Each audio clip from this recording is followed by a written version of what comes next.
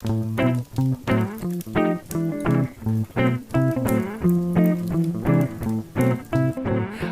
to another episode of Off the Shelf, Book Talk with Book Lovers. And so, Elizabeth, what are you reading? I took a break from a regular book to read a graphic novel, even though I generally don't like them, but this is the third in a series I like. So there's a podcast called The Adventure Zone. Mm-hmm. And the podcast, I'm sure I've talked about this every other time I've talked about the other two books, but it's a father and his three sons that they do a podcast where they play role-playing games. And the first one they did was a Dungeons and Dragons campaign. And I about died listening to this, first of all, just because the way the three brothers and the father interact with each other just makes you giggle because they're just the biggest nerds and it's so cute. But they've started turning the different arcs of the campaign, the different things they did, into graphic novels. And so they're up to their third one now, which is called Adventure Zone Pedals to the Metal. And this is a fantasy, drag race with no rules. Oh my. And it's just fun because it's like you can go back and they kept different things in that happen in the series when you're listening to it, so you can kind of get to see what you were laughing at. And the one brother, who's the dungeon master, doesn't have a character, so whenever he pipes in, he shows up as himself in this little bubble who's like, I'm gonna need you to do this before you can do that, or he's like, you can't do that yet. And it's just trying to sort of breaks the fourth wall where he's like, this is a game you're all playing and none of you are playing it correctly. So I really liked that one. Graphic novels are pretty quick, easy, colorful, entertaining they're like reads. comic books, they aren't are. Yep. Though people will argue with you, I'm sure, if you try to call them comic books. Yes. I know Tom does. He'll tell me it's not a comic book, it's a graphic novel, and I'm like, I'm just happy you're reading, period. Yeah.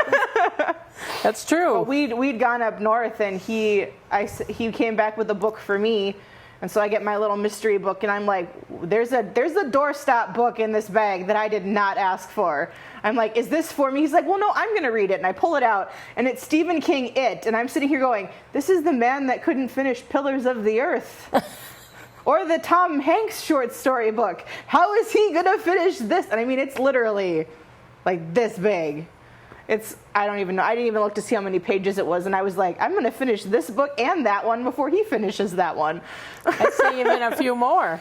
But it's always kind of entertaining for me when I walk in and Tom's sitting there reading, because I'm like, I never see you do this. You're always on your phone or your computer or something. This is kind of funny. But good to shake things up. Yes. And so, but I mean, he was making fun of me because when I was reading this graphic novel, I would just burst out laughing just because I found it so silly. But yeah, I liked it. It's fun to take a break when you know you're going to read something that's not going to, the author's not trying to rip your heart out and stomp on it or take you on this crazy trip.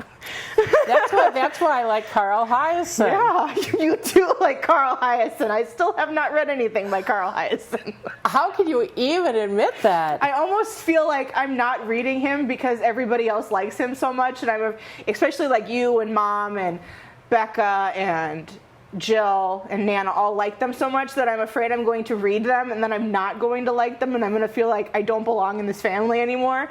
And you'll all shun me for not liking Carl Hiaasen. The thing with Carl Hiaasen is I started reading him because he's a columnist for the Miami Herald, I think. And he tends to be a land preservationist and, protect the native Florida fauna and Everglades. Yeah, and so all of his books are rooted in that.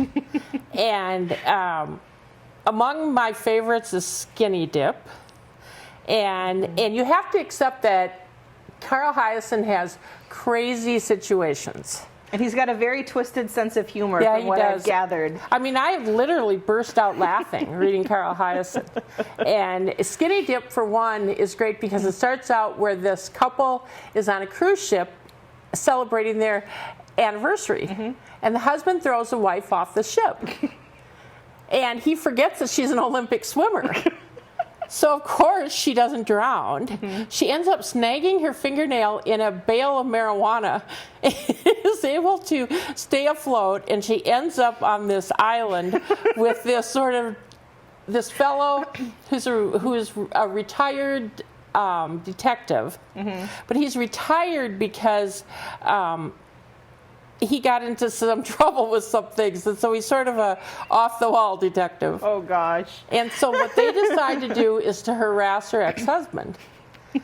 And so while the husband is like out of the house, they go in and move stuff around. And so he's losing his mind, and he's forever drinking, he's forever.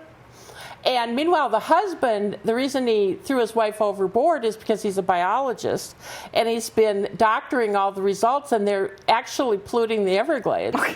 And so he's from this farm he works for, and anyway, he doctored the results, and he thought she saw him doing that. Oh, okay. But she doesn't know anything about it, and they can't figure out why he wanted to kill her. And meanwhile, she's a millionairess, and her brother lives on a sheep ranch in New Zealand, and he decides to come back and figure out what's going on. So the three of them are dealing with this, and it is so darn funny. This is the one that has a guy who's supposed to be keeping track of, they bring in like a bodyguard, and because they're afraid Chaz, the biologist, is going to crack. But they bring this guy in who's addicted to painkillers, and he steals pain patches from people in nursing homes. And he's covered with hair, so he always shaves a spot, and then he'll stick on a thing. But he ends up hooking up with this little old lady who's in the nursing home. And he also, I think, might collect white crosses where people are From the side of the road? Yes. Oh, gosh. And I don't know if I have the stamina for these books. Well, the good part is that he's got a new one coming out in August. And it's craziest one yet, I think. Okay. The best part is he's got a series of books within that feature someone named Skink, S-K-I-N-K, and he's a former governor who flipped out one day, and he lost an eye somehow. He lives in the Everglades, and he steals the eyes out of stuffed animals, and then one will be blue and one will be yellow. Okay.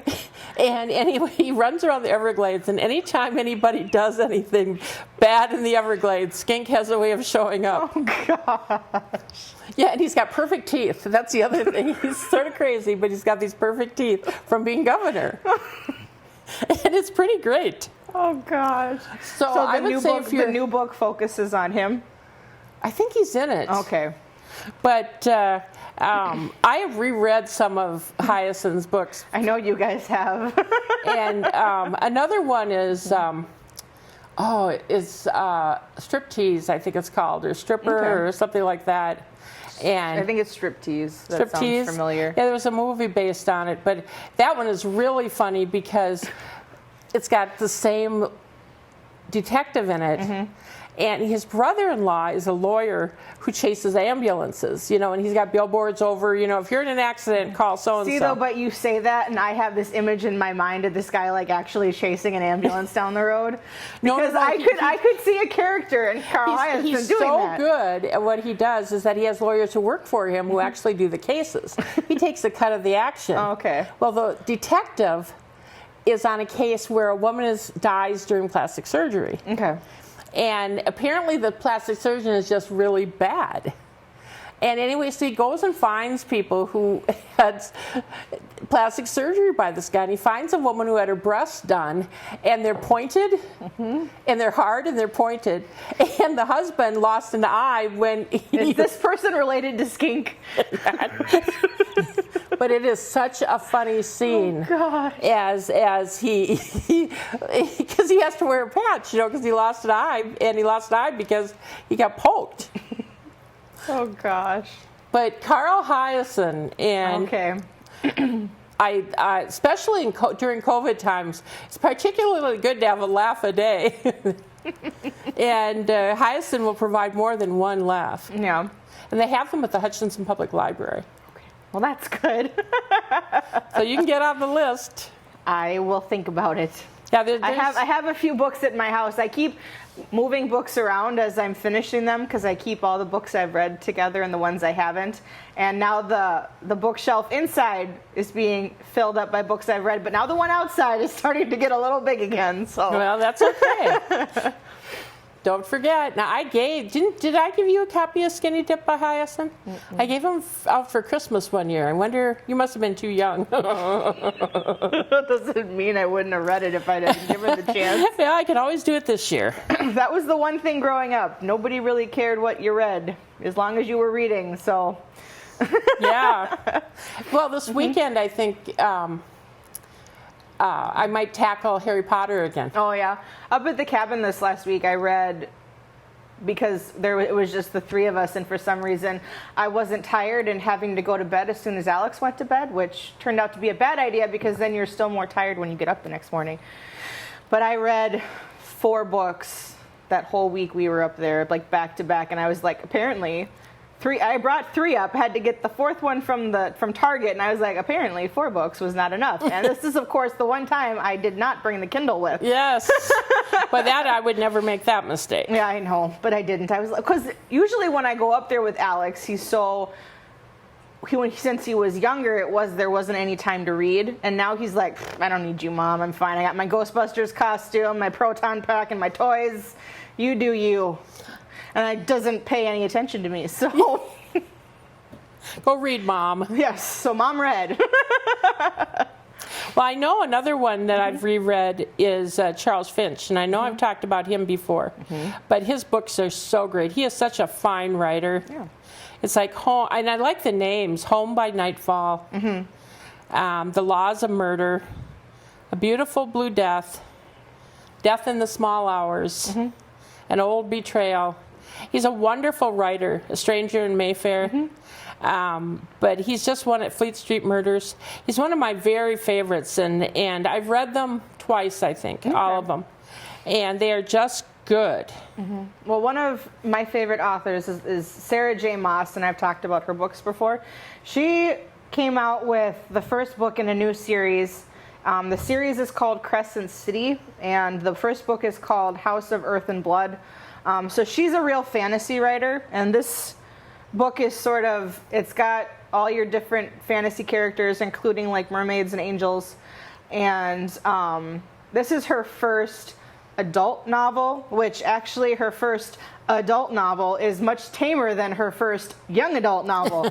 So I told Tom, my husband, I said, I'm pretty sure the ratings of these books got switched. Because this one's a lot calmer than her other series.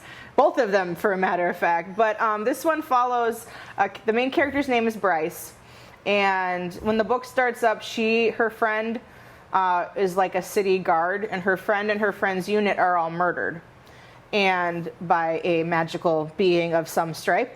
And 2 years later, another murder occurs in the same fashion as her friend was killed. And so the head leader of the city, who is Micah, an archangel, because why not, in these books, pairs her up with another angel named Hunt. And it's the two of them, it's their job to solve what happened and who's responsible for this. And it had a lot of good twists. She always makes really great characters. This is the author that periodically pulls my heart out, stomps on it, and then says, here, have it back for a while. No, I think I'm going to tear it around in the blender for a while, a little more. But I mean, it had been a while since she'd had another book, and actually her Throne of Glass series had finished. That last book came out, I think, about 1.5 years ago. And then her A Court of Thorn and Roses series, the 4th book, but there's a novella in the middle, is set to come out in January, and that just came out, and it was like, come on, what are you doing to us? Yes. But so it's one of those things where you're just like constantly sitting and waiting for it, and luckily somebody gave me an Amazon gift card for my birthday, so I could just pre-order it, so it will show up. But it's just, somebody had posted too about her books. They're like, do you realize that she knows exactly what's happening in the next book and hasn't written it yet? Knows how she's going to try to kill us all, because she does that in her series. You're just like, it's one of those books where like, I got it, and then I let it sit there, and I just would look at it, and I was like, I'm not quite ready to read you yet. I'm not ready for this heartbreak. Yeah. Because I knew once I got to a certain point in the book, I knew I was going to get sucked in, and that would be another late night up finishing till it was done book, and then I would sit there in book just drained, nothing, not going, knowing what I'm doing. Book hangover. Yeah, book hangover. That's right. Just like there's a meme I like seeing where it shows a person with a closed book, and it says the moment you finish a book and you look around and realize that nobody else's life has ended. Yes. And I'm like, this is so me all the time. I feel it. So I thought it was interesting that for an adult novel, it wasn't as out there as some of the young adult books, where I would think it would be the reverse. Yeah, I don't know. So, but then again, I still am not sure what the difference is between young adult and adult, because a lot of times I think that we pretend there's a line there that really doesn't exist. Yeah, I actually have a definition, because I interviewed a young adult author who told me what it was, and I thought, it's pretty... I just think they created a category just to sell books. Yeah, I mean, for me, most of them tend to just fall into fantasy, because most of the time, at least one, especially a bunch of them, I'm sure there's a vampire who's a man and very difficult and all that stuff. So that tends to be the going. Yeah. Some kind of piece. But I really enjoyed it. I wish she would write faster. Yeah. But I can understand why she can't, because she does have a 3-year-old, so I do have to be like, yes, I understand why you can't probably sit there and write all day. But I would like you to sit there and write all day. Write faster, write more often. Yeah. Speaking of waiting for books, have you read the new Jim Butcher books? I haven't. I thought you would have read them. You were so excited for it to come out. I know. And I got so excited for you when I saw that you were getting 2 books this year. Peace Talks is the new one that came out in July. And I pre-ordered it, so it came out. And I started reading it, and it just like... I don't know if it was me or if the book just didn't grab me, but then I went on and read other stuff, and I see it sitting there, and I think I need to just start over. Yeah. And stuff. But I did read Daniel Silva's new book, Okay. The Order. Okay. That came out in July, too. It was a big week for me. I paid full price Kindle for 2 books. And The Order is... a Gabriel Allon book. He's head of the Israelis. He's the guy that's the bad guy, right? The one that's killed so many people. Yeah, but he's a good guy, actually. And this book starts out with the death of the Pope. Okay. And Gabriel's on vacation, which is it going to get all Dan Brown on us, like the Angels and Demons did with the death of the Pope? Almost, no. Well, it gets complicated, boy. Okay. But for people who like Daniel Silva, the last couple books haven't been, I didn't think were really that great. But this is kind of a return to his former glory. And this one was good, and it had a great twist at the end. And I would recommend it. If you like Daniel Silva, you'll like this one. Good. And stuff. That was fun. I enjoyed that one a lot. Well, good. I'm hiding in the cozy mystery world right now. I'm about a fourth of a way through this one, but I think this is number 5 in the Hannah Swenson series. This is the Fudge Cupcake murder, and I just like the picture. The cupcake has skulls on it. It looks so festive. But I've talked about Hannah before. There's got to be at least like 15 books in this series. There's a bunch. I mean, I'm slowly going through them because I know at some point I'm going to get caught up, and then I'm going to be sad and have to wait, which is what a lot of people in my Facebook group that I was talking about, because I posted a picture of this book because I don't have any small bookmarks anymore. So my bookmark is way too big for this book, and the cat keeps pulling it out because it can get to it. But she lives in, they are set in Minnesota, and it takes this one, the town is called Lake Eden, and she owns a cookie shop. And so because it's a cozy mystery series, of course, the lady who owns the cookie shop always finds the dead bodies and then has to solve the murder. So, and in this one, the sheriff's been murdered. Ooh. And he died after eating one of her fudge cupcakes. Of course. So it's smashed on the front of her outfit. And her brother-in-law was running for sheriff, and they now think that he killed him. So now everybody is coming to Hannah saying, well, you're going to help your brother-in-law out, aren't you? And so she's going to start investigating. And so first of all, this book is going to make you want cookies, because she talks about all of these cookies that she makes. And second of all, she gives you most of the recipes for these cookies. I wonder how many people make them. So like this one is cherry winks. And so you get the recipe for it. And then over here she'll say, like, these are really pretty cookies. Sometimes I make them with green food coloring, so they look like little Christmas wreaths. And it's just like, I'm so hungry, and I don't have any cookies in my house right now that I can eat. But Alex, my son's on a Twinkie fix, so we have a lot of Twinkies now. Well, my son is on a Ghostbusters kick. He thinks Ghostbusters, both 1 and 2, is the best thing in the entire world. He got a Ghostbusters jumpsuit for his birthday. He's got the car to play with, and he wanted Twinkies. And every time you hand him a Twinkie, he goes, "Tell him about the Twinkie," which is a line from the first Ghostbusters where they're talking about the amount of ghost activity going on. It's this huge Twinkie. And so every time he says, "Tell him about the Twinkie," you have to come back to Alex and say, "What about the Twinkie?" And if you don't, the world ends for this child. But I mean, it's fine for me, because I will take watching Ghostbusters over watching like an animated cartoon that's 20 minutes long that I have to watch 50 episodes of in a row, whereas Ghostbusters is at least enjoyable, and it's Bill Murray and it's Dan Aykroyd, and you can't really go wrong with those guys. So it's been really nice that he likes them so much, though it has made for some interesting phrases popping up in conversation sometimes. But I mean, it's nice because you can blame it on the movie, and in this case I can blame it on my mother-in-law, because she showed him Ghostbusters the first time. That's true. So That's it's not my fault that he's dropping these phrases. That's true. But I really like Hannah Swenson. The different characters in the book are great. Her sister, Andrea, is just like this perfect skinny little twig but she can't cook to save her soul. So she's always inviting Hannah over and telling her she'll cook. And so she comes over one time and she's like, "I'm going to make toasted peanut butter and jelly sandwiches." Well, the toast is burnt, and then Hannah's looking at it and realizes that the jelly is green. And she's like, "Well, I didn't have strawberry, but I found some mint jelly in there." And so Hannah's like, "Oh, I ate a lot when I was catering.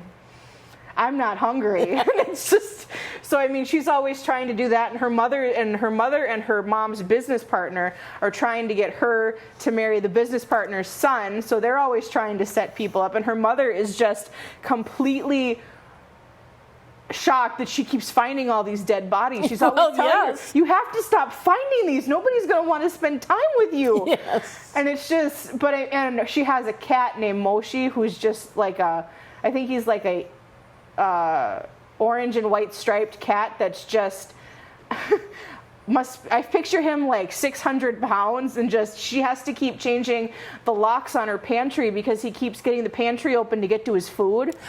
And then, of course, at the beginning of this book, she'd gotten him new food, and she thought he was eating it just fine. And then she saw him sneaking into the laundry room, and she realized he was taking all of his new food in his mouth and sticking it in his cat box instead of eating it. Smart cat. So she's always, so I mean, it's just, they're just really nice, and Hannah's just a real normal, relatable person, and you just can't help but love the little town of Lake Eden and all these different people that she meets. And so I'm really happy that I have so many more to read, and I think that's why I like the cozy mystery genre too, because you just have a lot. I mean, it kind of reminds me of the Lillian Jackson Brown books, where you have all these different characters that you feel like you know, and I know they never say where. Like in Lillian Jackson Brown, she always just calls it up north. She never says where it is, but I always figure those books take place in Minnesota somewhere too. And when they talk about going down to the city, for some reason I always picture Minneapolis. Yeah, well, that's what you know. Yeah, well, they talk about going to this restaurant, and it's like newspaper themed, and there is a restaurant in the cities like that. Yeah, which is why I think I made that connection, but. it's just fun to picture yourself going to Lake Eden and visiting everybody, even though I want to go and have a cookie. Yes. Well, and she has great titles. I mean, I think there's coconut cream pie, and there's the coconut. The first one is the chocolate chip murder. And then there's the apple turnover murder. There's just a whole bunch of them. I think the next one is a Christmas themed one because I think it's the Christmas. There's like a sugar cookie murder, peach cobbler. But I mean, you feel kind of bad because everybody's dies after eating her food. But it also looks like here too that Joanne Fluke has come out with a Lake Eden cookbook. And in this book, she's trying to get everybody's recipes for the cookbook, and she has her cooking class testing them all. And so at one point they're like, this batter doesn't look right. And she's like, well, we'll just have to try this. No, I'm just going to call Ina and find out what's wrong with this book, with this thing she wrote down. And so you can just picture this little old lady I picture with white hair, and she's looking over this recipe and it's not right. So she just pulls out her cell phone and calls her friend and is like, what did you screw up? That's right. Which I can totally see people I know doing. But we've reached the end of our time again this week. Well, time goes fast when you're having fun. When you're reading books and having a great time. So if there's anything, Cozy Mysteries or any series you love to read or think we should read, let us know on Instagram or Facebook, or shoot us an email at offtheshelfbooktalk@gmail.com, and we'll see you next time.